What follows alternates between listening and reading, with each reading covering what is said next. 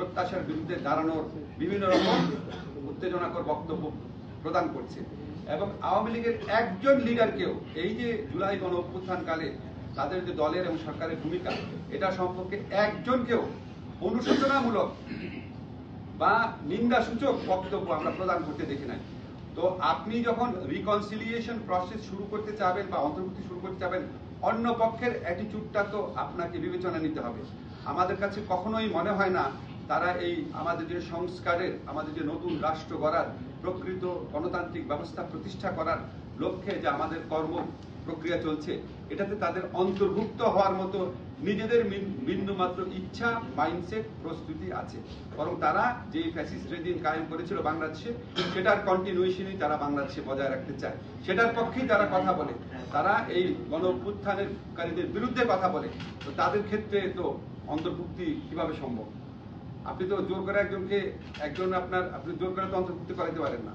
অন্তর্ভুক্তি করার মতো কোনো মাইন্ডসেট, কোনো রকম মানে ইঙ্গিত, কোন রকম কথাবার্তা আমরা তাদের দলের কারো মধ্যেই শুনি নাই, কোনো কিছুর মধ্যেই শুনি নাই।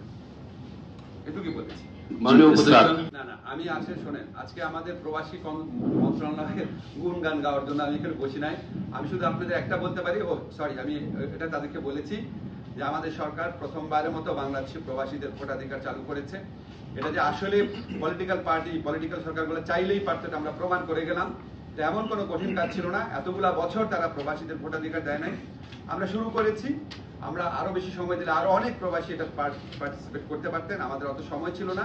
কিন্তু আমরা যেটা শুরু করেছি এটা কোনো সরকারি পক্ষে বাদ দেওয়া সম্ভব হবে না। কারণ এই মিথ্যা কথা প্রবাসীদের বলা যে আপনাদের ভোটাধিকার দেওয়া সম্ভব না, যান্ত্রিকভাবে সম্ভব না, প্রযুক্তিগত সম্ভব না, এই মিথ্যা কথা বলার আর কোনো স্কোপ নাই।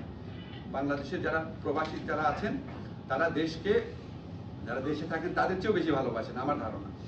তারা এই পুরা রাজনৈতিক প্রক্রিয়ায় অংশ হতে চান, প্রচন্ড আগ্রহ তাদের মধ্যে রয়েছে।